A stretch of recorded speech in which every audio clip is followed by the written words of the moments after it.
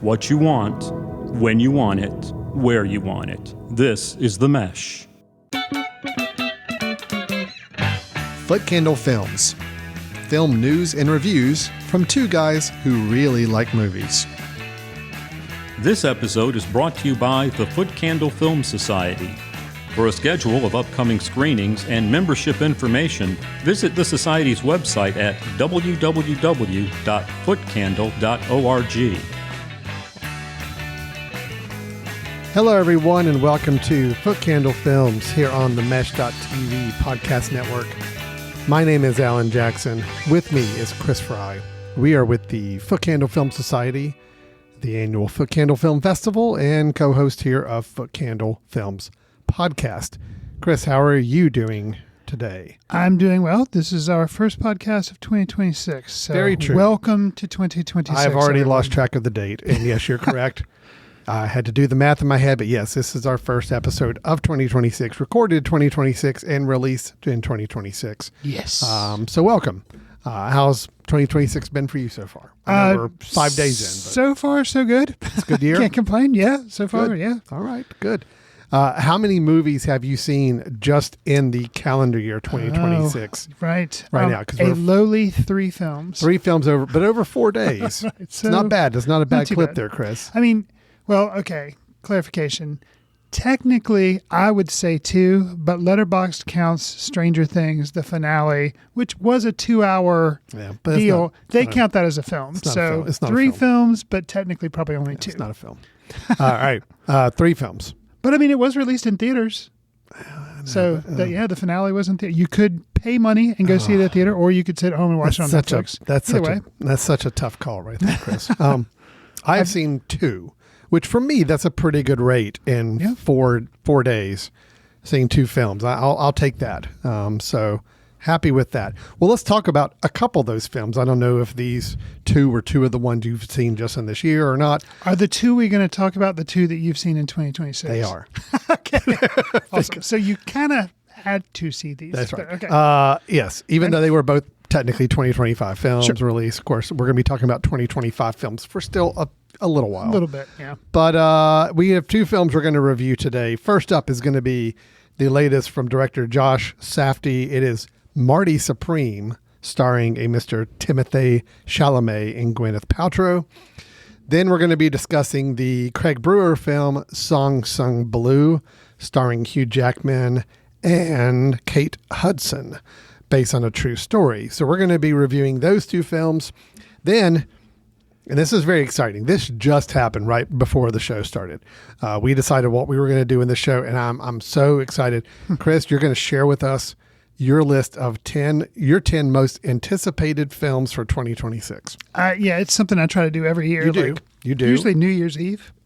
Right. So I put together a list. So you actually do this on New Year's Eve, like yourself, and Yes. then now you share it with the podcast audience here like a week later. So you got it. Yeah, it's maybe the 3rd, 4th, 5th year I've done it. So yeah. Explain to me the process of, do you have like multiple computer screen windows open and browsers and like spreadsheets, or I mean, is this just you just go with kind of your gut? I wish I could say it was that awesome, but it is something as simple as I keep a Letterboxd list that's private that I have films that I have heard. As soon as I hear a film, I look it up in Letterboxd, say, oh, okay, and I add it to this list, and then I have a little bit of, we'll get to what the criteria are for actually making the list that's released to the public. But that's kind of how I track stuff. I got you. So, yeah. Good. Fascinating. Sure. No, it's great. I always the look idea forward. of having multiple screens and like sitting in a darkened room with like black lights. Cool? Yes, that would be amazing. Awesome. That's my goal. Is I'm going to help build that setup for you over the next year. Awesome. So you'll be ready to do that for next year. Awesome. Okay, and then we do also it's going to be Chris's show in the whole last half of the show, because Chris is going to give us a recommendation of a film that he's recently caught up with or saw and wants to recommend for us as well. I will tease it by saying I would consider, I mean, he would probably have absolutely no interest, but having your son, Nick, in here for a review of this movie with me. Short little, just kind of like bouncing ideas back and forth with. I'll tease, that's the movie. It's a movie that I know he has seen. Okay. And the fact that you'd want Nick in here And for I the think review. you automatically know what movie I'm going to. Well, maybe. I don't know.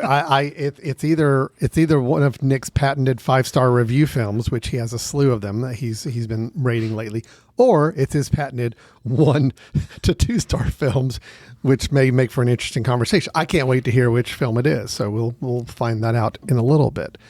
Okay. With that, we do have some films to review, some new films. Chris, are you ready to get started with our review of Marty Supreme? Yeah, sure. Let's do it. All right. I have a purpose. Okay. Let me ask you something. Do you make money at this little table tennis thing? Not yet. Do you have a job? No. Backhand! Backhand! Forehand! How do you live? Well, I live with the confidence if I believe in myself, the money will follow. And what do you plan to do if this whole dream of yours doesn't work That out? doesn't even enter my consciousness. Maybe it should.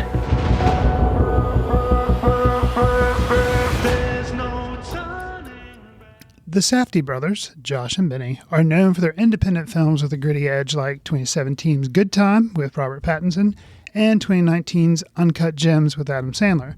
Taking a Coen Brothers type break in 2025, Benny made The Smashing Machine with Dwayne Johnson, and Josh put together Marty Supreme with Timothée Chalamet and Gwyneth Paltrow. Supreme tells the story of Marty Mauser, a young man with a dream to be a world-famous ping-pong player that no one respects. Throughout the course of the film, he goes to hell and back in pursuit of greatness.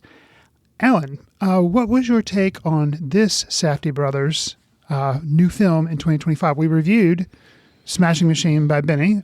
So now what was your take on Josh's Marty Supreme? Yeah, and I remember I liked the Smashing Machine, wasn't overwhelmed by it, didn't feel like it really lived up to the potential it could have been, but generally I appreciated it. And so I forgot to include this. Both movies, Smashing Machine, based, I mean, it was a true story based on some of that was a fighter, mixed martial arts fighter.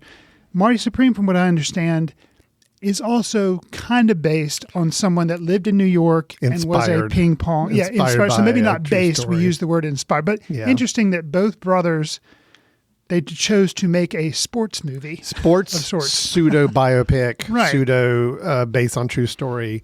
Yeah, very, very, very similar. But I can also kind of like how the Coen brothers worked together for so long, and now they split, and we kind of see their artistic styles separated, and we're like, okay, we know that when they come together, it creates this, but separately, they each have their own style and feel of a film. Sure. It's a little bit the same with the Safdie brothers, not quite as diverse as I think the Coen brothers are, because I think their styles are very different, separated. The Safdies are a little separated, but there's still a lot of similarities between them. But obviously, I think the Josh Safdie side is the one that's like, let's make a film that just completely pummels and beats our audience up for 2+ hours.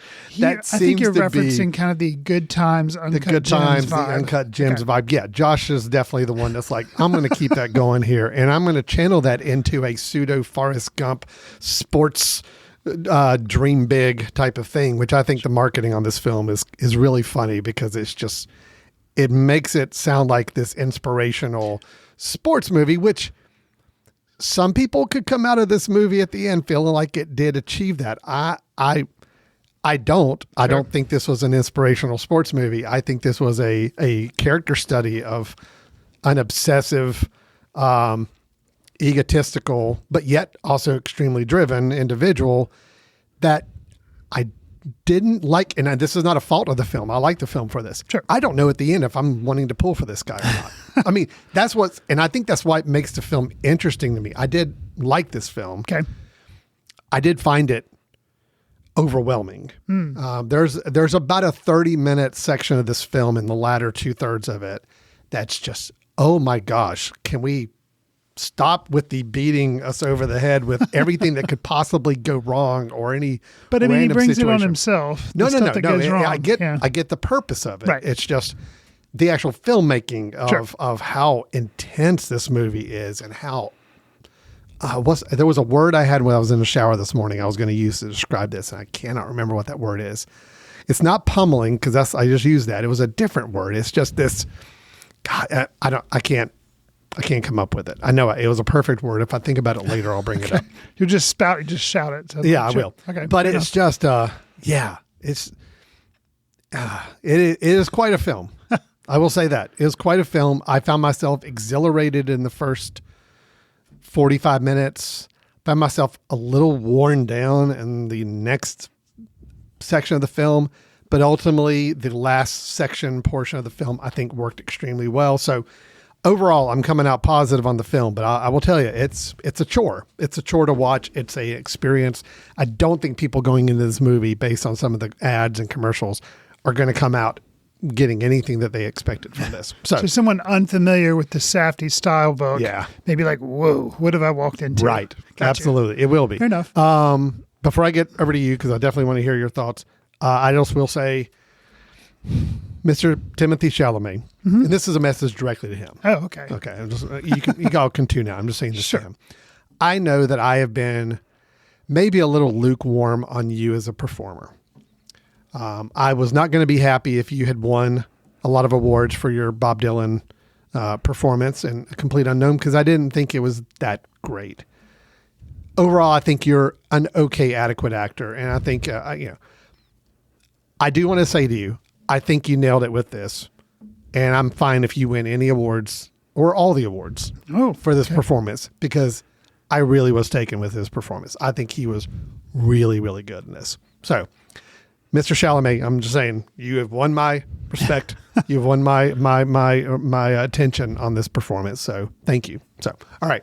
With that, Chris, I want to hear your thoughts on Marty Supreme. What did you think of this film? So going into the film, I was interested to see how it compared to Smashing Machine. Just like I'd mentioned, sports type film. Interesting that the brothers had split apart.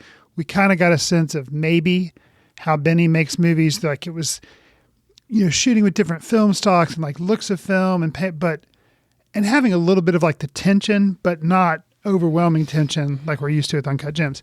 This film had a little bit more of the tension, but what I also was a little surprised about, not that there's not a little humor in Uncut Gems, there is with, Adam Sandler, sometimes some of the stuff he does, situations he gets himself into. But I actually didn't find this as overwhelming and stressful. Okay. Maybe because I was just there wasn't as much constant shouting as was in Uncut Gems. I just felt like the whole movie, people were yelling and yelling and like screaming profanities and everything. And it was, I thought Adam Sandler did a great job, but it was just like, it was like running a marathon with people shouting in your face. That's what it was like for me. So this film, from the opening use of Tears for Fears, and actually the way they did music cues in the film, some was music of the time period. I guess it was like 50s. Yeah, right after World War II, because there was that whole thing. Some, very little. But very then little. a lot of the music, there was at least 2 or 3 Tears for Fears songs. And I was really, like that right off the bat, kind of was like, interesting. Like that. And that, so. The music selections were really interesting. Yeah. And I think some of the filmmaking, there's like... opening scene has to do with like a child is conceived and like the way that was shot, and kind of actually very reminiscent of kind of like the test that was being done in Uncut Gems, where you're like going around like so that kind of called back to that in a way. So some of the, I guess, the flashier filmmaking I am now going to associate with Josh Safdie. Sure. Yeah. Because Smashing Machine had no flashiness. No, it was just more straightforward. It was a very straightforward. Meant to be very. It was meant to almost feel like a little bit of a documentary feel, right? More so, where the Josh Safdie side definitely has a little more flair with the film, filmmaking. And I'll echo your thoughts on. I thought Chalamet was good. I think maybe I've always liked him maybe a little bit more than you. You have, yeah. But I thought he was good in this, and I do admire, I guess, both him, the film, because I did enjoy watching it, but it says something about the film when, like you're saying, I didn't really like his character, Marty Mauser. Right. But yet I was willing to stick with the film and not just be like, I don't want to watch this. We were going to review it, so I wasn't going to turn it off anyway. But, to stick with it and to watch the film. And I will say, not to give away the ending, but at the end of the film, he doesn't completely change, but there's hints that maybe he is finally realizing, okay, I'm going to try to be a better person. And I was like, okay, had they not done that, then, you kind of just be like, but there's... Well, if it had ended with the climactic, I'll just say, we can say it's a ping pong match. It's a ping pong match. Sure. Yeah. If it had ended with that, right. I would have said, this guy has not earned any of my respect. I may have been somewhat pulling for him at times in the match. Maybe. But there's also a part of me that kind of didn't want to see him succeed because it's like, what is that teaching us? What is that teaching him? And his opponent is a very interesting character as well. Oh, yeah. But their interaction after the match kind of begins a turn, and I'm like, okay, right. So that helps a little bit. Sure. But then there's the scenes at the end, like hospital scenes and kind of some connection scene, which yes, it doesn't redeem him, but it does lay the foundation of, okay, maybe he's now ready to focus on what's really important, or he can. Well, not to say, look, he had a dream of winning this the ping pong championship. Kudos to him for following a dream. It's just, I think and this is intentionally about the film. Again, this is not a fault of the film. This is a fault of the character. Right. He's a flawed individual in that he is willing to manipulate the people around him and use people. And seemingly at whatever cost, without any care of what happens to them. Yeah. And by his own actions, he gets himself and people around him into much, much deeper, more dangerous situations. And, it's a bad situation. And about 2/3 of the way through this movie, I'm like, I do not want this guy to succeed. This guy should not realize any of his dreams because this is not this way you should do it. So, but I admire the film that, like you said, it still kept me engaged. And even though I did not care for him as a character, I was fascinated by the performance and by the story it was propelling. And I still found myself at the end, kind of, you develop a bit of a warm spot, but just a hint of it, just enough to keep the film interesting. So, yeah. Well, and I think unlike, just can't help but compare films, unlike the completely fictional character in Uncut Gems that Adam Sandler plays, I kind of don't feel sorry for him because he just does nothing but make bad decisions, bring more and more stress upon himself. Whereas, like you're saying, the interesting thing about this film is they give him just a little bit of humanity. Just and I enough. think hearing the Safdies interviewed over the years, they say that they like taking characters that are like real people and creating these situations, but making you kind of realize that even people that seem to be, just making terrible decisions on that, they want to show how struggle to bring their humanity. And I think with Marty Supreme, I'm like, the character of Marty Mauser, I'm like, okay, well, I think the key word good was job. struggling. Struggling. It was struggling to bring the humanity. So it tried, and I think succeeds by the end of doing that. But well, let's talk about some other aspects of the film. Sure. Here, again, Chalamet I think was really, really good, but I'm also going to credit. I think all the performances across the board were really strong in this film. Odessa Azion, who plays kind of his Rachel, someone that he's known for a good long time, and they have a relationship of some sorts that evolves and changes throughout the film. I think I'm not familiar with her at all. First time I've ever seen her. She's very, very good, very strong in this. And then Gwyneth Paltrow getting to play an interesting part that I think she did really well with that too. Yeah, as Kay Stone, as a kind of a aging actress that's a stage actress that befriends Marty to some degree. So their whole kind of dynamic back and forth between them. I can't remember. I thought, which I feel like I recognize his face, but I can't come up with the actor's name. But the person who played her husband in the film, he's like a magnate or like a CEO of a pen company. Yes. And I thought he played a good kind of like I wouldn't say he's a villain, but he was definitely an adversary to Marty Mauser because he kind of sees his ambition and takes advantage of him, but also then gives him money to go to certain championships. And so it's this kind of I don't know. But that dynamic between Kay and then Marty and then her husband, who's the founder. It was Rockwell, right? It was the character. Okay. Yeah, Yes, so Rockwell Penn. Kevin O'Leary was the actor playing Milton Rockwell. Yeah. So he was I thought he was very good in his like kind of presence as the opposition. You know what's really interesting? It was the same with Uncut Gems. So obviously this is something that these guys excel in, is the supporting casting. How eclectic this group of characters are, and how many of them you feel like might actually be real people, like in these roles. And I wouldn't be surprised to find out if some of them were, but just some of the just very unique characters. I mean, we've got Murray Norkin, he played by Larry Sloman, who I think was who owned the shoe shop, and was kind of Marty's boss for a good part of the film.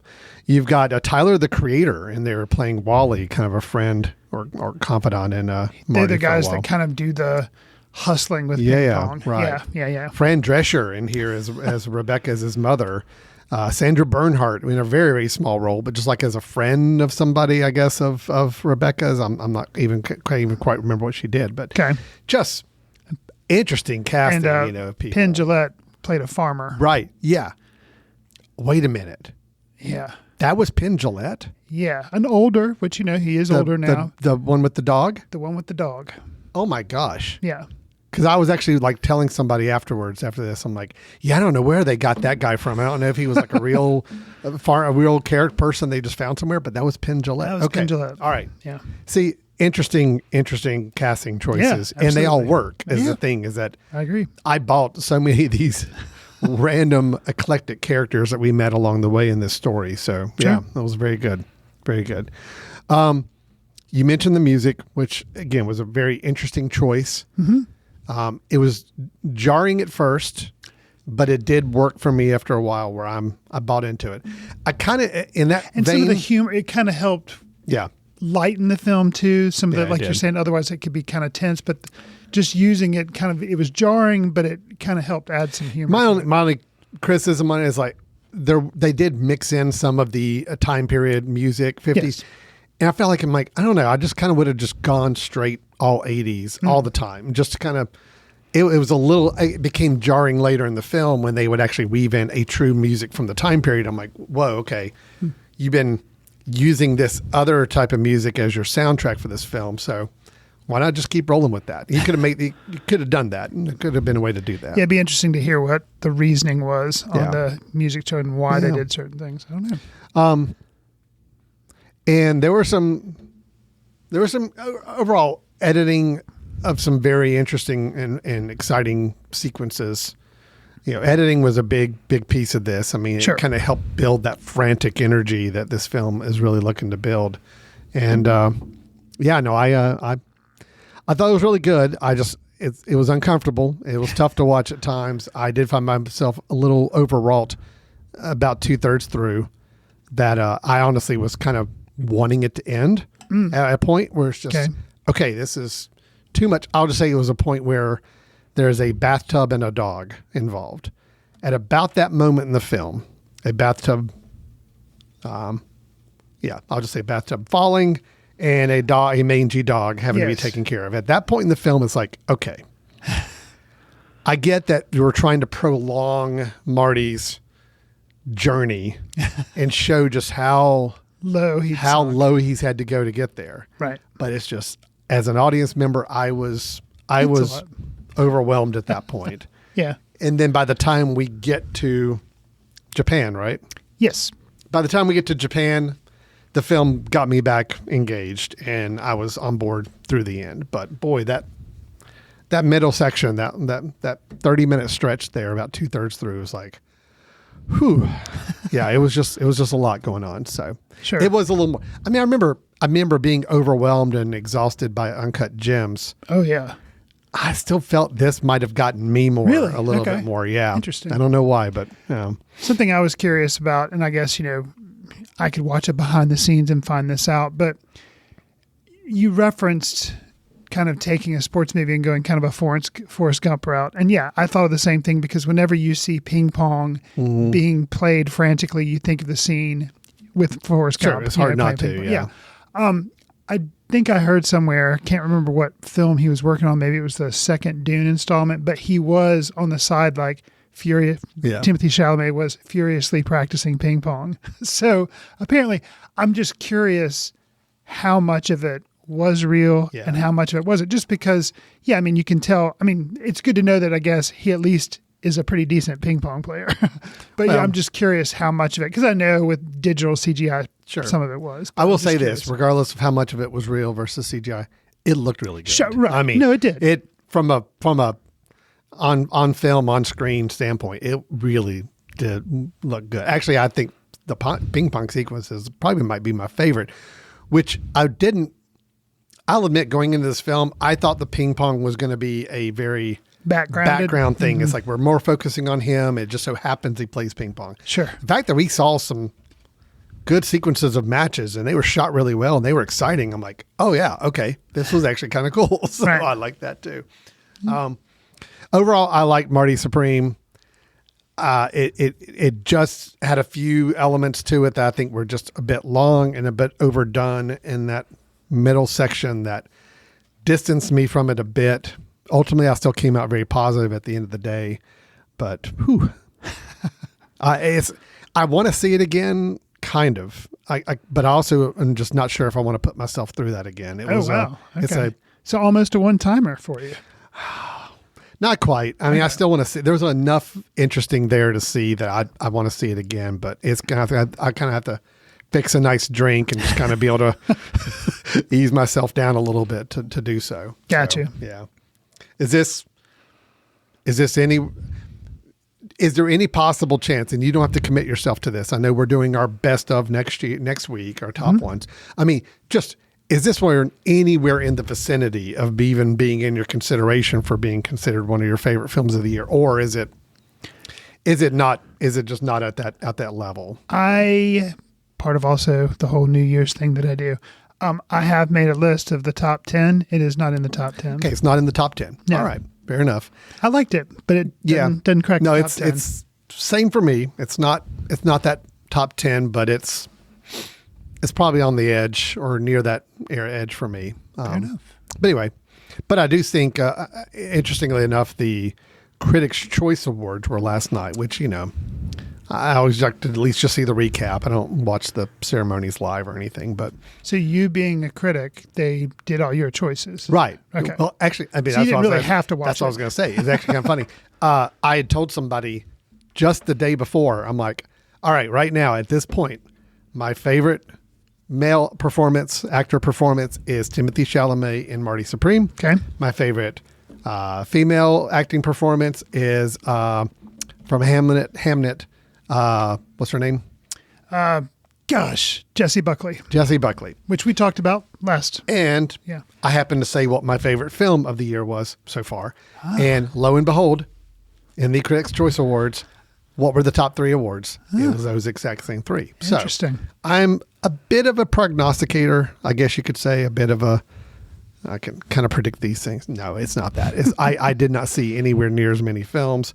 So I'm seeing the ones that are getting all the big buzz already. So I'm kind of leaning into it a little bit. So I knew it. So sure. Okay. Anyway, Marty Supreme, Timothy Chalamet, good job. But tough movie. So fair enough. Tough movie.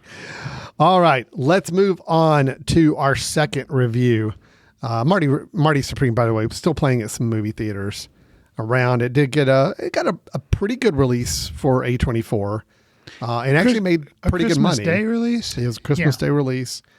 Did go fairly wide and actually did pretty well considering everything, considering the size of the film and all of that. But did pretty good for Mr. Safdie. So, all right, moving on to our second review. It is the film Song Sung Blue.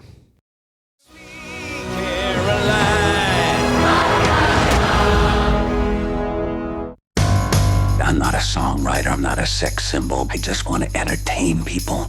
I don't want to be a hairdresser. I want to sing. I want to dance. I want to garden. I want a cat. I need something big. I need something new. What do you think? You don't want to be a Neil Diamond impersonator. You want to be a Neil Diamond interpreter. I was looking for the right way to say it, and you just came right out and said it. Tell your mama, girl, we can't stay long. We should call ourselves Lightning and Thunder. We got things we gotta catch up on. So you be lightning and I be thunder. Yeah. The Doors, Walk the Line, Ray, Bohemian Rhapsody, Rocket Man, A Complete Unknown. These are all films that have explored popular music and the musicians that make it. With Song Sung Blue, we have a film that explores the music of Neil Diamond, but not through an examination of the man Neil Diamond himself. Instead, we see how Lightning and Thunder, a tribute band, formed to cover Diamond's music, struggles to find success. We discussed the trailer for this film in a previous episode, a couple of months ago maybe, and expressed we were curious to see how this twist, I guess you'd call it the musical biopic genre, so to speak, would work. Well, Alan, how successful was Song Sung Blue for you? I'm really mixed on this film. Okay. Ultimately, I don't think it's great. Okay. That's the quote for the Criterion Collection. Ultimately, And I'm gonna, it's gonna really, it's I probably, don't think it's great. and it's probably gonna tick off a lot of. I have seen a large number of our Film Society members and other people coming to the theater, our theater, to see this movie. Sure. And coming out very emotional, really loving this film and all that. And so I finally got a chance to catch it myself. And I think there are some elements of this film that work really well. But as an overall film, maybe not so much. Okay. I'll go ahead and say, look, I'm a fan. I'm a big fan of anything that has to do with music in film and the musicians and backstory musicians. And I did like the fact that, yes, this is a quote Neil Diamond film, but it was obviously through a very different take. Different with it being take. a cover band, Sure. and we're kind of seeing the formation of this cover band, and we're seeing the trials and tribulations they go through. It ultimately, though, just so people are really clear, it's ultimately about these two individuals. I mean, the music is kind of a glue that brought them together and kept them together. But this is about two people and their families, Yes. that have kind of come together. And it is based on a true story. I think, I'll talk about some individual things. I think performances wise, I do think that Kate Hudson getting all the buzz she's getting right now for her performance, I think is well warranted. I think she's really good. I bought her character. I liked her character. I was intrigued by her character and her performance of her. Some may call her Claire. I will refer to her in this review as Thunder. Oh, right. That's her stage name, Thunder. Hugh Jackman, though. Oh, Alan, you're bringing the hate. I differ with you on this. Okay. I just didn't buy his performance. Sorry, I didn't. I feel like it was Hugh Jackman doing his stage Hugh Jackman bit, and I never felt like I really got to know this guy. And I think that when we're supposed to feel that this guy has seen some bad things in his life and horrors and tribulations, I never bought that He's been at all. an alcoholic. From him. Yeah. Never bought it. Really? Never bought it with Hugh Jackman. Wow. Now, you get him on stage, he's performing as a Neil Diamond lookalike. He's great. He's a stage performer. Hugh Jackman is a really good And we stage already know he performer. can sing because we've You seen him know in he like can sing. Greatest Showman and stuff. But I still don't, I can't think of a time where I really feel like Hugh Jackman has pulled off drama really well. Wow. He plays a comic book character, Wolverine, and that's a very does, yeah. scripted character that he knows how to play him. And he can play stage-like performances. But when it comes to like heavy drama, I just didn't buy it. I never didn't knew buy Alan it. hated on Hugh Jackman. No, it's not even hate. It's just I just don't think this is his. This is not his shtick. This is not his thing. And so I never really bought his character. I mean, the times I'm supposed to feel that, his daughter is telling somebody about all the horrors he's experienced in his life and why he's became alcoholic, I'm like, I don't feel it. I don't see it. I don't buy it in his character. I don't need to be told by other people what he's like. I should be able to see it from him, and I wasn't able to see it. So I felt like I was watching Hugh Jackman with a hairpiece, like performing. That was what I felt like I was watching in this movie. So, Craig Brewer, director. I thought the musical sequences were well done and looked good and were performed well. He does have a thing with music in a lot of his films he's worked with, so I think he was a good fit for this. I think the film just got too melodramatic for me in its staging and its plotting in the latter half of the film. It was, I don't want to say it was predictable, because there were some moments I did not expect and that were a little shocking, but it was the reaction to those sequences that I felt like was so predictable and so cookie cutter of this type of film that I felt like it lost a lot of steam by the end and just didn't really. It spent the last 20 minutes in kind of a, yes, we know bad things have happened, and now we're going to do the cliche things that everybody does to kind of rebound from that. And it felt very watered down and very muted by the latter half. So that's kind of my disappointment with the film, is I just felt like it started milking the drama just like any typical film of this nature does, and it did exactly the beats you would expect to do in a drama like this, and that was what was disappointing to me. So anyway, so it's a partial. I liked a lot of parts of this film. I didn't like the film as a whole. So if that makes sense. Sure. All right, Chris, I've talked long enough. Go to you.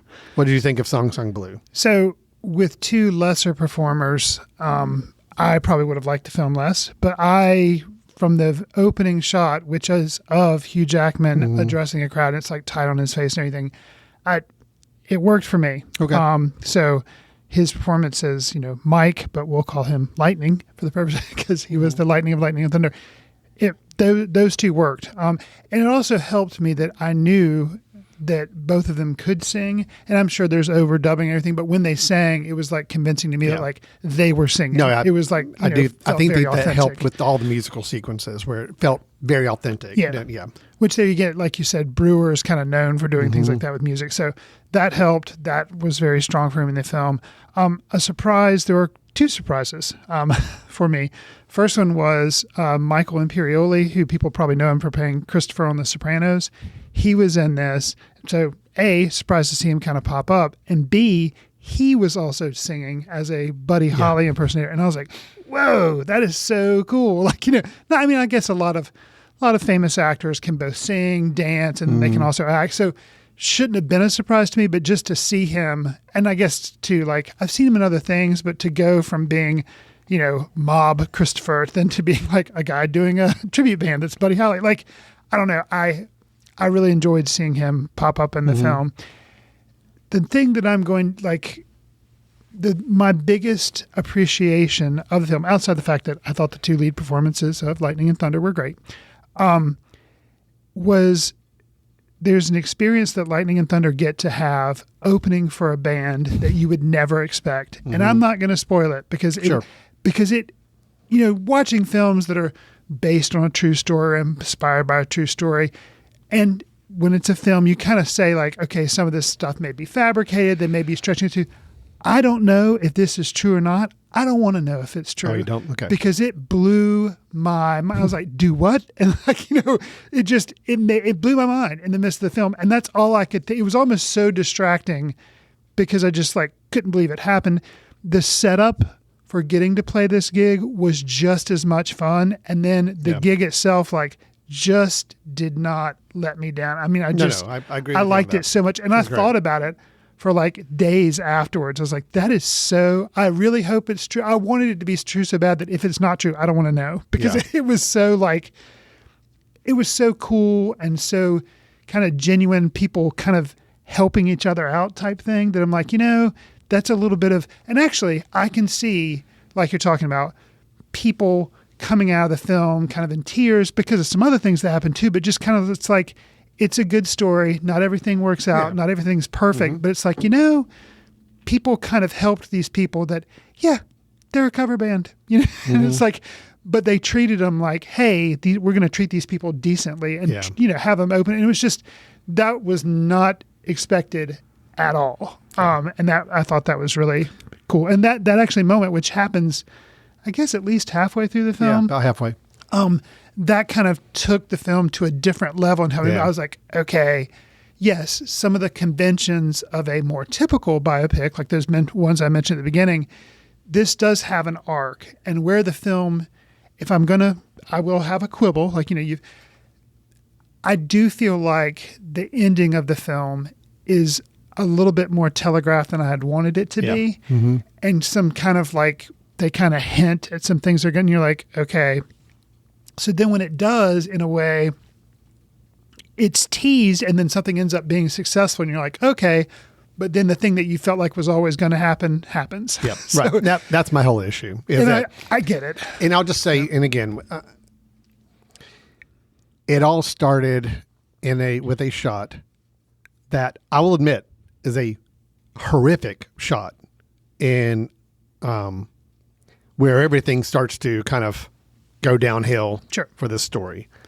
Amazingly shot, like single shot that, I mean, it had the entire audience gasping like when it happened. Gotcha. It had me too, because I hadn't seen it. Mm-hmm. And I admire the film for, I mean, granted that is based on a true story. This is a true thing that happened to this individual. So, it's not like, the story made it up for the purposes, but it worked where it just was a jolt of like, hey, this is all going great. And then boom. It's from that point on where it's like, okay, I just feel like the film just fell into that complete stereotypical, woe is us. Here's the things. Of course, we're going to have like the big fight sequence between the two characters because of what's been going on. I mean, it all just felt so routine. And it's like, and then even a kind of a coming back from a situation. It's like, that was also very routine and expected and kind of this, there were no surprises. There was no anything interesting. It was just kind of we're just waiting for them to hit the beats that you're supposed to hit in a film like this, in a story like this. I think had it not been there again, I have willingly not looked up any information about this event because I don't want to know anything. I know the moment you're talking about, the traumatic event. Yeah. And if it hadn't been based on a true story, I would criticize it a lot more. Sure. But the fact that like this stuff happens, and it's like, I guess I'm taking it as lesser people would have given up. Yeah. And like lesser people, there wouldn't have ever been another rise after this stuff happened. Yeah. They just would have been like, well, this really tragic thing happened. Well, that's it. But instead, they kind of hung in there. So right. Yeah. And then it continues with, and I'll just say, I mean, it's the conveniences of moments. There's obviously some telegraphing, as you already said, about what was going to happen to another character later in the film towards the end. I think not only was it heavily telegraphed, but it was so choreographed in a way that was like, at the most dramatic moments, there has to be a sign of something that's foreboding. And it's like, it just was so safe with the way it played it and the way it showed it, even to the point of there's the final scene for someone. Yes. Where they are building to what was going to be a very big momentous event with a crowd around and all that. And it just so happens that that's when this other thing happens. It's like, okay. It's like, I just, I get this is a true story, but I know that these parts of it were fabricated to make it more dramatic. I know that. I mean, I guarantee you they were fabricated to make the timing and the impact be as dramatic as possible. And it's just, I don't like that. I feel like, the story had enough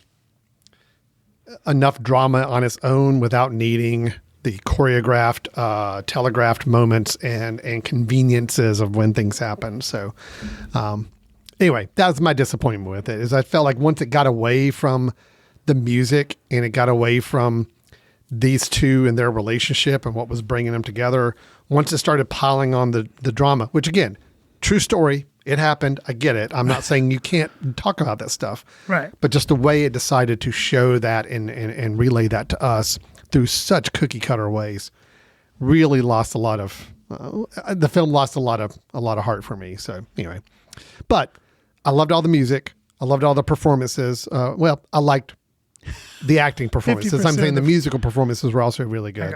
Okay.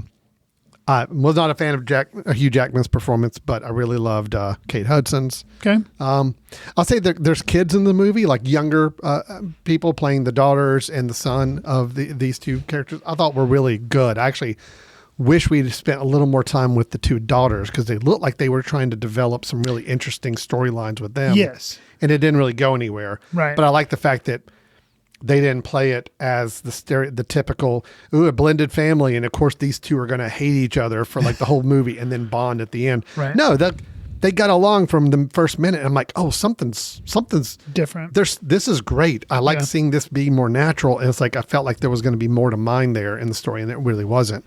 But yeah, so I'm a mixed bag on the film.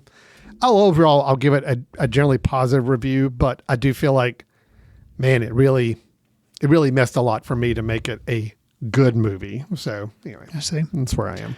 I mean, I left the theater kind of like smiling, ultimately, and Sure. Listen to Neil Diamond's greatest hits that night Well, while you have making to. dinner. I mean, that is kind of a requirement Like after gets this in your film. head. Yeah. So, his next film, Craig Brewer's, is going to be a Snoop Dogg biopic. Alan, interested? Not interested? No, I am. I am interested. And I'll tell you why, because I was actually looking at Craig Brewer's filmography before this review, just trying to remind myself of the films he's been doing. And his films have been a mixed bag for me. Sure. Hustle and Flow, I think is great. And that's what excites me about a Snoop Dogg biopic. I'm like, yes, this is a guy who can do it. I absolutely love Black Snake Moan. Yeah, me that too. is my absolute favorite one of my favorite movies in general, but definitely my favorite movie of his. And the fact that I never saw his Footloose remake. I didn't either. And I've not heard great things about it, so I don't feel like I'm missing a lot, but I feel like I probably need to go back and revisit that just to see if he did anything interesting with that. We both saw Dolomite Is My Name, which I liked. I did. And so seeing what he's done with, quote, biopics, meaning the Dolomite movie and this one, Song Sung Blue, both biopics just of unconventional people and kind of in an unconventional way, I think we're both pretty good. And then you add in the fact that, Hustle and Flow was so good. Black Snake Moan was so good. Yeah. The Snoop Dogg biopic sounds like a perfect fit. I mean, I think that's right up his alley. It's like, that's what he can do. Right. Yeah. I'll be curious to see that. Yeah. Yeah. I hope it's a little different. I hope it's interesting. Kind of like, to me, Dolomite Is My Name was an interesting biopic because, yeah, it played with some humor. It had some meta commentary going along with it. It was, I don't know. I hope he does something interesting with the Snoop Dogg biopic and not make it very cookie cutter standard biopic. Right. And just, I'm curious to see what time frame he chooses. Cause Snoop Dogg now spokesman at the Olympics, pals around with Martha Stewart. It's kind of like really random stuff. So it's like, are you just going to do his early part where he's just a rapper? And that's it. Like, I don't know. He's such an interesting celebrity. It'd be fun to do the whole story of him back as a rapper and that history, and then also show the change to being America's spokesman and a commercial guy. Yeah, I don't know. It'd be interesting to see what was going on even during that kind of transition. So yeah, we'll see. But overall, Song Sung Blue, look, it's fine. It's good. I will recommend it to people because I think people will like it and will like it. I will say from a movie theater experience, it has been the best theater experience I've had people coming in and seeing at the movies in our theater. Okay. People coming out very emotional, very happy about it. So again, I'm saying yes, it is worth going out to see. I just felt like it really fumbled the ball when it handled the drama side of things. It was just way too simple, safe, and predictable. And I wish Hugh Jackman, in my opinion, could have pulled off the drama a bit better. So, okay, that's where I am. All right. That is Song Sung Blue, still in theaters at the moment. We are both saying, yeah, check it out. Chris is more enthusiastic on it than I was. But still, we're both saying it's worth a watch for sure. You could do better. And you could do worse. So that's kind of where we are with that movie. So, yeah. All right, Chris, let's take a quick break. And when we come back, I'm so excited to hear your most anticipated films of 2026. and to hear your recommendation of a current film that we can also check out as well. You're listening to Foot Candle Films. We'll be back in just a moment. Want to discover great podcasts or maybe even start one of your own? Welcome to The Mesh, Western North Carolina's podcast network built for creators and listeners alike. From local sports and business to comedy and culture, The Mesh is home to unique voices and fresh perspectives. Do you have something you want to say? The Mesh can help you bring your podcast to life with the tools, support, and platform you need to be heard. Check us out at themesh.tv, where great podcasts live and new ones are born.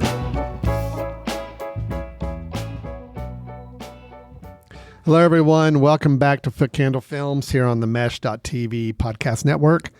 We had our reviews of Marty Supreme and Song Sung Blue in the first half of the show.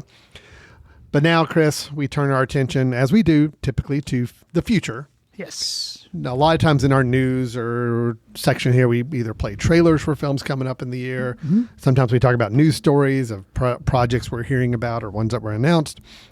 We're going to do something that's become a little bit of an annual tradition, and that, Chris, you, as you described in the first part of the show, you sit around.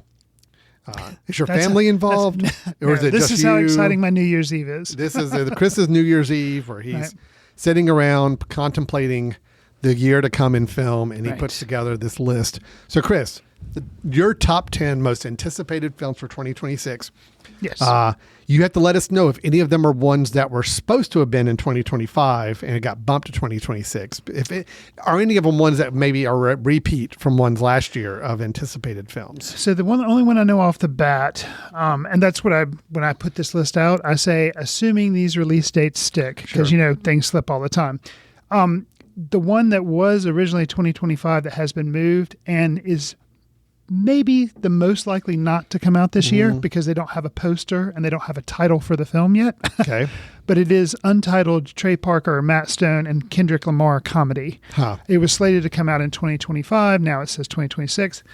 But here's the idea for the film, or like the log line type thing.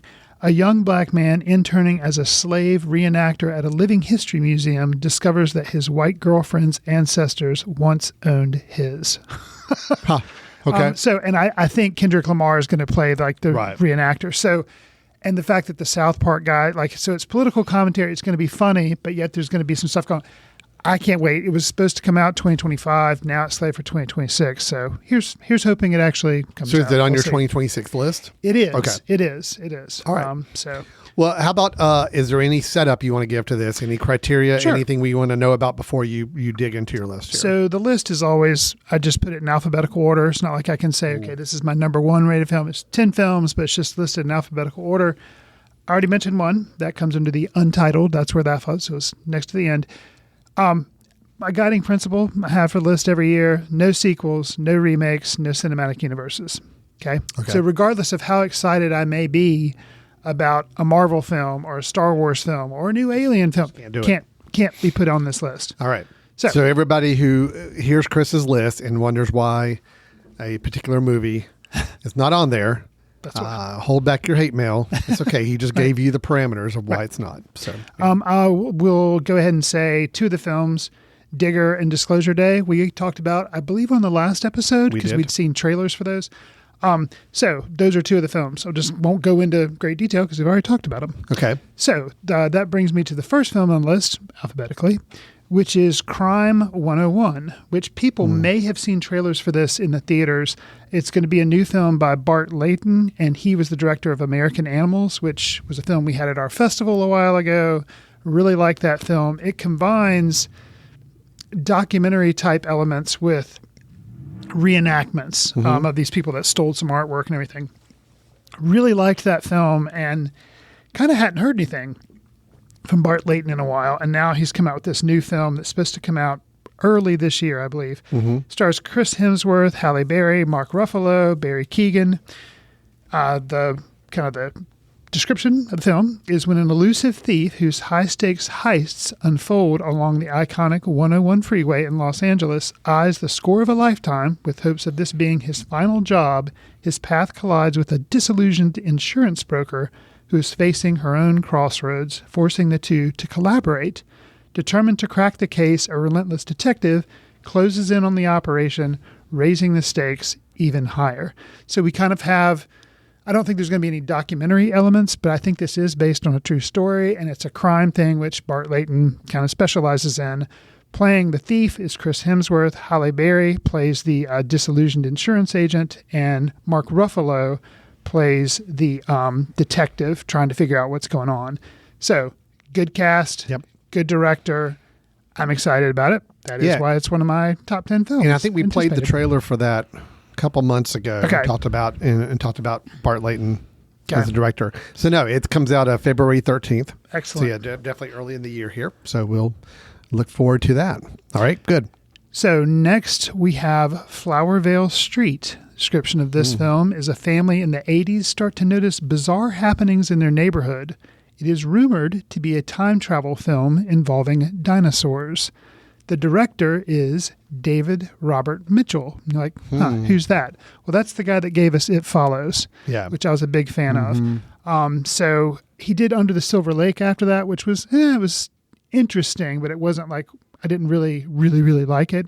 But It Follows, I was like sold on. So this is his next film, and I am excited. The actors that have been slated to be in it, or supposed to be in it, Anne Hathaway, Ewan McGregor. So I also am a big fan of Ewan McGregor and like to see anything he's in. Sure. So that's Flowervale Street. The release, let's see if they have one. August 2026 it's going to be at a festival, I think. Theatrical, supposedly. Well, no, they say theatrical August 2026 as well for the U.S. So we'll see. There again, hopefully that date sticks, but you never know. Yeah. Okay. This is first time hearing about this movie. Not familiar with it at all. Had not heard anything going on with it. Very, very, very interesting. No, I'm very, very much looking forward to it now. Good. So next up, alphabetically, we have I Love Boosters. This is directed by Boots Riley, the guy who did Sorry to Bother You, which really liked that film. The description, a crew of professional shoplifters, which is where the boosting comes from, known as the Velvet Gang, take aim at a cutthroat fashion maven. So in this film, we have Keke Palmer, Taylor Page, Lakeith Stanfield, Demi Moore, Will Poulter, Don Cheadle. On an interesting cast. Yeah. Boots Riley. I'm looking forward to seeing it. I loved. Sorry to Bother You. Yeah. Yeah. Love that film. So excited to see him do something else here. As of right now, it is slated to premiere in March at the South by Southwest Festival, and then in May come out theatrically. Okay. So we'll see. All right. Great. By my count, you've mentioned 5 films. Is that correct? Yeah, you're correct. Good. I mean, technically I'm 6 with the whole South Park. Oh, the South Park guys. So that's 6, but yeah. It was. That film is untitled. It's untitled, which kind of is a red flag. My criteria is, like, I have other films that are cut and are on the list ready for next year, 2027, because they don't have a date. If you at least have a date, then I'll be like, okay, or at least like, a year, then I'll do it. Usually the guarantee that I'll get you on the list is they have a poster. But I feel like this one probably will, because it's been like being talked about for a long time. And they already have a cast. So I think it'll probably come out this year. All right. So. Great. Continue. So this film is the only documentary that I have on the list. It is Paul McCartney, Man on the Run. And it's slated to come out, I think, in February on Amazon Prime, and directed by Morgan Neville. So, all things Beatles. I like the Beatles. I've seen lots of documentaries about them. This one I think is going to focus on the time frame when he forms Wings after the Beatles break up. There's archival footage with Paul's life with Linda, and kind of follows Wings from their formation through the 70s, during which time he wrote a lot of hits with Wings. See, and I am fascinated by that time period. Okay. It's like I am looking forward to. I don't think, the belief of what Wings represents in Paul McCartney's musical career always gets overshadowed and slighted because of obviously the Beatles. Which doesn't make sense. Right. But it's like, I want to know from that minute that the Beatles basically end, like what goes on with Paul, like, what's motivating him to form the band, kind of the dynamics of that band. How does he live up to expectations? I hope that's what the documentary is going to spend time on. Anyway, it'd be exciting to see. Yeah, Great. Agreed. So, and that's supposedly coming out in February. So, and I think it's not theatrical. I think it's going to be released on Amazon, so it'll be pretty easy to see. Good. Okay, the next film I have is the new film coming out by Phil Lord and Christopher Miller, which they're the guys who did the Lego movie.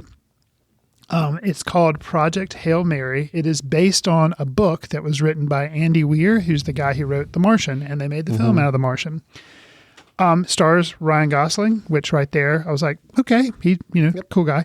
And this is an instance where a lot of times people ask me, when like films that are based on books, do you read the film or do you read the book first, or do you not read the book on purpose and go see the film? So I actually asked for this book on purpose for Christmas because I was like, I want to read it.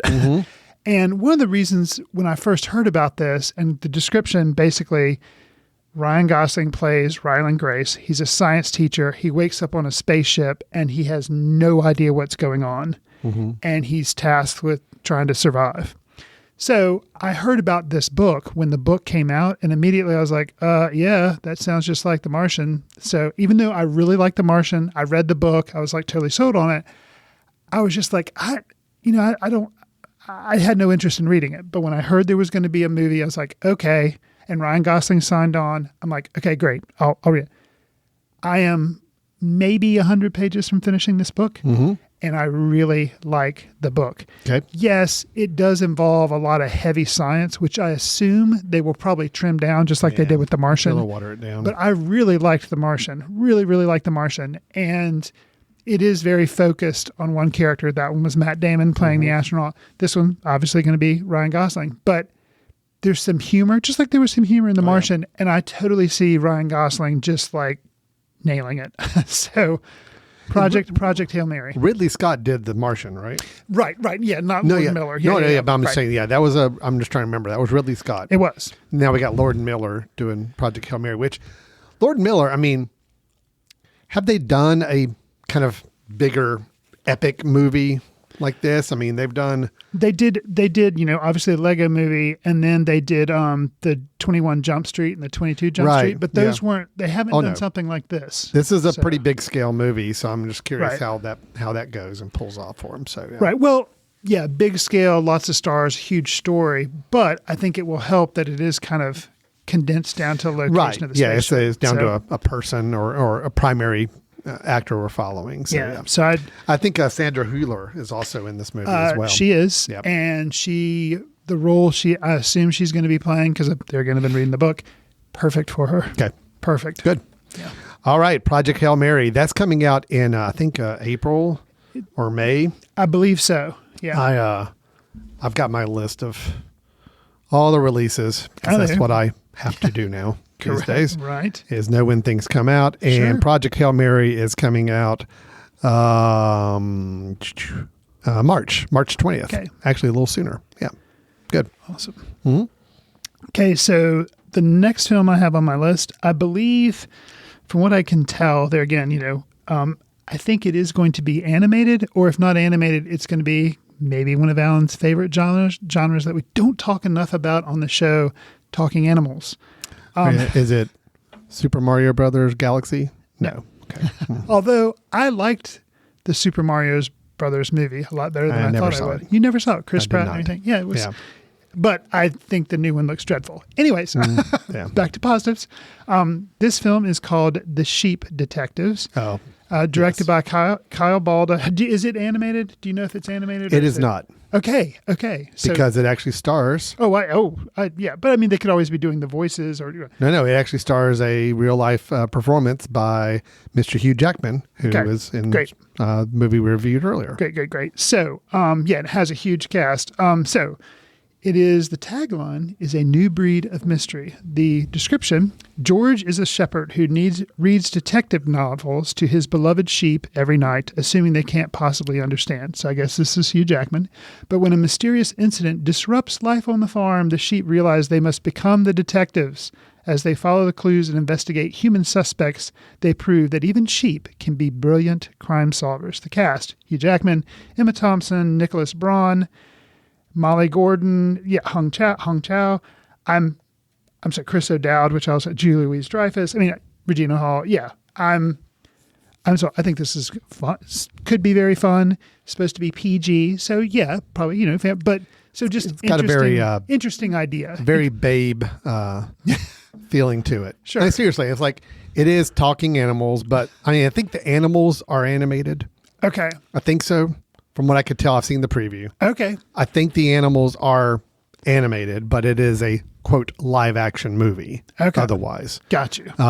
So a combination type thing. Got yes, you. And I'm not familiar with the director Kyle Balda. See, unfortunately, he directed. He's done a lot of the Minion stuff. The Minions, the director, the Despicable Me's. Right. He's a visual effects guy. Before that, he did visual effects for The Matrix Revolutions and some other movies. So anyway, we'll see.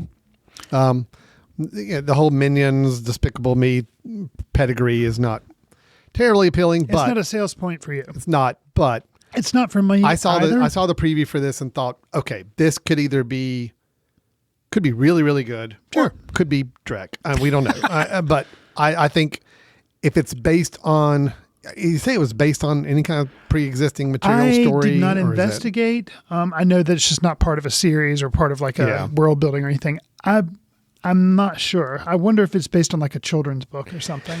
That would be my guess, but I don't know. We'll see. I'm excited, and I do like the fact that it's a PG movie that appears to be not just tailored for little kids, just like anybody. Again, right. That's why I say it's kind of got like a babe feel to it. Where it's like that was everybody could watch it. There's enough for adults to enjoy out of it as well. I hope that's the case with this too. So I am hopeful as well, and I still watch a good bit of like kids movies or some animated movies, but it's always cool when you can kind of straddle the line between entertaining for kids, but yet give adults something to like think about. So, right.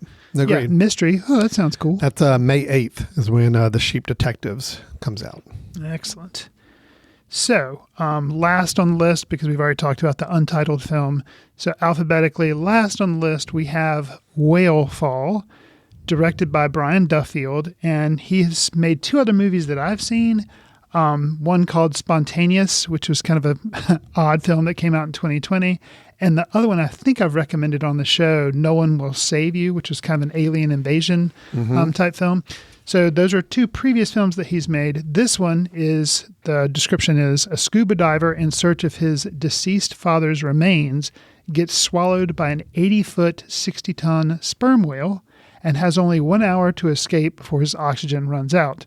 After giving up on life, the young man is surprised to find a reason to live in the most dangerous and unlikely of places. Starring in the film are Elizabeth Shue and Josh Brolin, Jane Levy. So I don't know who plays what. It is based on a book by Daniel Krauss that I have not read yet. So will I try to read this book before the movie comes out? Possibly. But just an interesting premise. It's kind of like a survival film, kind of like Project Mary is, but just an interesting premise. And I don't know. I'm just interested in it. So that's one that I'm anticipating coming out. All right. Well, that is a new one on me as well. I'm not familiar with that. That is new to my list. And the release date is in October of 2026. So that kind of makes you wonder, is this supposed to be award bait? Right. To be released that late in the year. So I think that is the latest of all the films that I'm anticipating coming out. So, all right. Well, that is an interesting list, a very eclectic list. Which well, is yeah. good. I mean, obviously, if it wasn't, granted, I thought about including this one, but it's just too obvious. It's not. It's previously established material, and they've done so many movies on it. So that's why I say like no remakes, even though technically, the Odyssey, Christopher Nolan. Yeah, I'm hugely anticipating. So you're considering that. I mean, how did that slip through your rules? It's not a sequel. Chris? It's not a cinematic universe. But the thing I kind of excused it for was like, it's kind of a remake of material that has had movies made about it. Kind of like Frankenstein did not make my 2025 list because it's been done before. Does that make sense? The Guillermo del Toro movie. So I know I got to give myself guide rails. So understood. All right. So like Odyssey is kind of like just automatically anticipated, but not. Yeah, and it's Nolan, so of course it's going to be. Yeah. Okay. Good. I was just trying to think. I just want to see if I can chime in just a bit here. Sure. Because I never get to.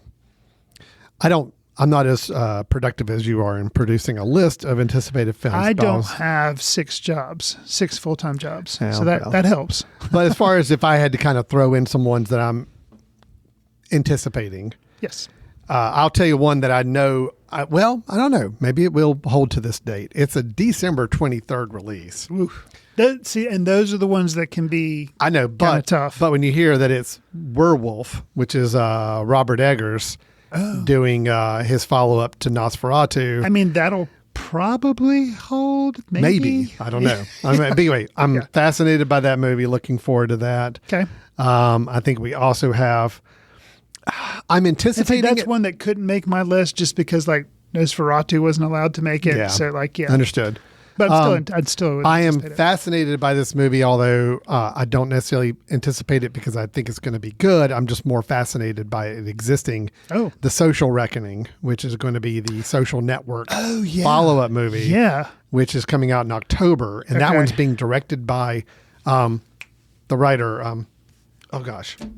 Yeah, the guy who did West Wing. And he wrote the other Social Network. The Social Network. Fincher directed. Aaron Sorkin. Okay. Directed by Aaron Sorkin. And that one's starring. Is Eisenberg still in it? No. It was the guy from. This is so horrible. They're so old. I can't remember anything. He was from Succession, played the oldest son. Oh. Jeremy Strong. Yeah. Jeremy Strong is playing Zuckerberg. Okay. And then I think the girl who won Best Actress for Anora is in it. Oh, wow. Mm-hmm. Huh. Yeah. So, I mean, interesting. It's got an interesting cast, and it's Aaron Sorkin, and it's a follow-up to a movie that I did not think there would be a follow-up to. Well, no. So, The Social Reckoning coming out in October, I'm excited about. You mentioned Digger, the Inarritu film already. Sure. We talked about that also. The Odyssey you've mentioned, sure. Yeah, and you mentioned Disclosure Day. So I think that kind of catches us up. So I think that's the only ones I had to add to your list. If I had to add anything. I am really looking forward to, just because I hope it's a fun time at the theater, I am really looking forward to Send Help, which is the Sam Raimi film with Rachel McAdams. Okay. Just because I want I don't want to say simple, but I want a kind of just a good, fun thriller with a little social commentary to it, but just give me a fun thriller with maybe some tinges of horror to it. I don't know. I give me something Sam Raimi that's just a fun time at the theater, and I hope this will be it. So that's coming out January 30th. Okay. And I think that's it. I mean, look, it pains me to not have the new Spider-Man movie on an anticipated movie list, but now is that last movie just kind of got me enough to where I don't. Okay, so this is a cinematic universe. This is the next. I know, and this is where I'm breaking your rule. Yeah, but I'm going to throw out there. Spider-Man Brand New Day comes out in July. Okay. It is, yes, another Marvel installment movie, but it is supposedly supposed to be a bit of a reset of this. I mean, the way the last movie was left, it kind of, I know, as much as I did not like the way that last movie went down, I like the way it ended, meaning the last ending of it's kind of reset the character. We got rid of all this other stuff, multiverse stuff. It's done. Hopefully, let's just have a fun Spider-Man in New York City adventure. And I hope that's what this is supposed to be. It's got a different director. It's Daniel Cretton, who has done some other Marvel movies, but has not done a Spider-Man movie. The previous 3 were all done by the same director, Gotcha. Which I think I didn't really care for his direction of these films either. So I hope this is a little bit of a shake up and change, but will say I'm a little... Did Daniel Cretton do the Shang-Chi? Shang-Chi, or Shang-Chi, yeah. Mm-hmm. Okay. He sure did. Which I thought was okay. Yeah. I just think we needed some fresh blood coming in to start this thing up again, this character. I remember one of his indie movies, was it Short Term 12? I think it was, yeah. Yeah, which I really liked loved. that movie, yeah. So hopefully it can add a little more juice to this. Sure. So I'm not, it's not anticipated by me. I'm just more crossing my fingers, hoping that it's decent. So, Gotcha. All right. That's all I had to add to your list there, Chris. Okay, so fair enough. Thank you for your work on that. Sure. Good list. I added a couple new titles to my watch list as well for the year. All right, Chris. We are at the end of the show. Yes. Last thing we got to do is you have a recommendation for us. something you have caught up with recently that you'd like to pass along as a recommendation for us to consider. And Chris, I'm going to turn it back over to you. What do you got for us this week? This is the film that came out in 2024, directed by Mike Flanagan. Nick Jackson reviews it on Letterboxd as the 2-word review, eye rolling. Yeah. 2.5 stars. Nick Jackson, not a fan. I mean, okay, but if he gave 2.5 stars, look, I've seen my son Nick give worse. So it's not Drek, he's saying. It's just, he talked with me about this film. I do know his take on it. Yes. So I'm anxious to hear yours. So now. Mike Flanagan is a director that I've seen quite a few films of his. He usually dabbles in horror, and he often uses Stephen King material to jump off of. He's done Gerald's Game. He did Dr. Sleep, which I recommended here on the show. It's a follow-up to The Shining, which Very good. Really like The Shining. Also really like Dr. Sleep. He did an indie horror film. 2 early independent horror films of his are Hush and Oculus. So with this film, he adapts a Stephen King novella. And this is an instance, like I mentioned earlier, if I know something's coming out, I often try to read the source material before I see the film. I read this source material and I was like, I think I know why Nick may have problems with this, because it is odd. It's an odd construction of the story. And sure enough, in the film, it's kind of an odd construction of the film. And I will say, I think my defense of the film, I would say I liked it, but I can totally see why it doesn't work for people. Mm-hmm. And I'm imagining the part that has him eye rolling is the third part, because it is told in 3 parts. Okay. And I'll leave it up to viewers. I also have another list, which we won't go into in this show, maybe the next show when we do our top films of the year. But I have a list that I make also on New Year's Eve called the big swings, big cinematic swings. Sure. This qualifies, and it is on that list. The reason is, like, it's kind of like I read the source and I was like, oh yeah, I want to see how Flanagan's going to do this. Yeah. And he does it, and he is very faithful to the material. And it's one of those, it's going to work for some people. It ain't going to work for some other people. This has probably been one of the most divisive films I've seen online, where I've seen some people giving it 5 stars. 5 stars and said, love it, favorite film of the year. And then others are just half star, 1 star, and horrible. If there wasn't so much ambition behind some of the failing parts that don't work, I probably would lean more towards the 1 star, whatever. But I just can't ignore some of the mechanics. And I'll say, I think the ultimate thing about the film is it's going after, which is odd for Mike Flanagan to do, and especially considering how the film starts out, because he's a horror director and everything. It's trying to be hopeful. Mm-hmm. It's trying to be, and the times we are in, sometimes when things are hopeful, you can just kind of roll your eyes at it and be like, yeah, it's a little cheesy. It's a little, but it's like, I kind of get it. I kind of get it. So it has also plugged the film in that it has the second best dance sequence of 2025. First being the one from Sinners with the, that everybody can think about, or the musical sequence in Sinners. Music through through the centuries. Yes. Yeah, right. So, that I'll put that up there, musical sequence, where that's probably number 1. But this is the second best dance musical sequence of 2025. Right. Good. Was that. So, yeah.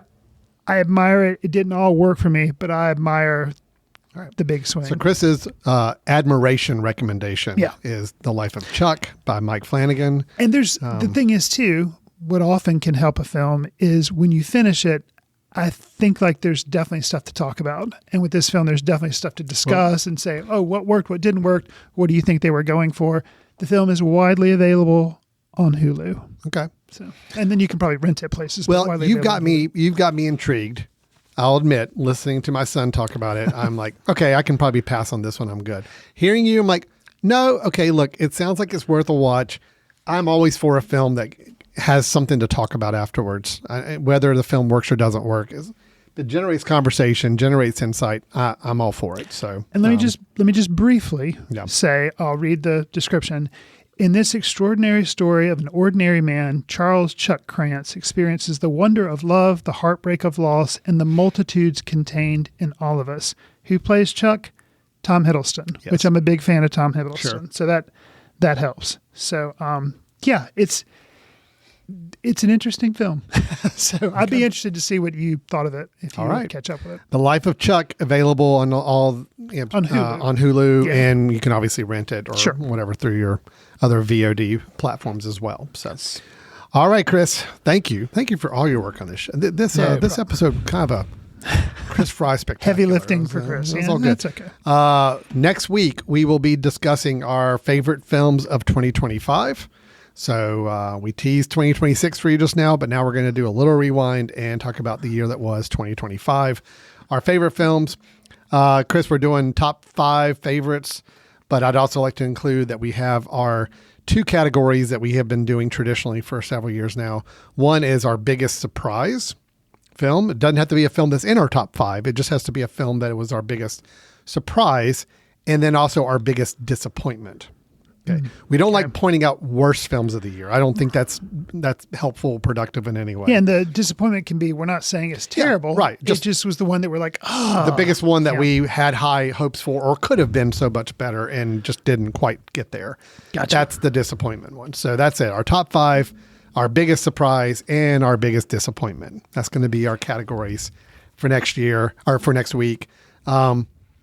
Yeah, I think that's because we typically don't. I mean, we may call out some acting performances and best, but we don't do like a best. We of save with that those. for when the Oscars are announced and we right, discuss all that. and kind of match it against Sure. those. Which nominations come out on January 22nd, I believe. Okay, if that's the date. So we will basically do this recording of our best of next week, and then by the time we do our next one, I think it'll be the time right after nominations come out. So we'll be able to talk about that. Okay. And see how close the nominations were to our own favorite list. So anyway.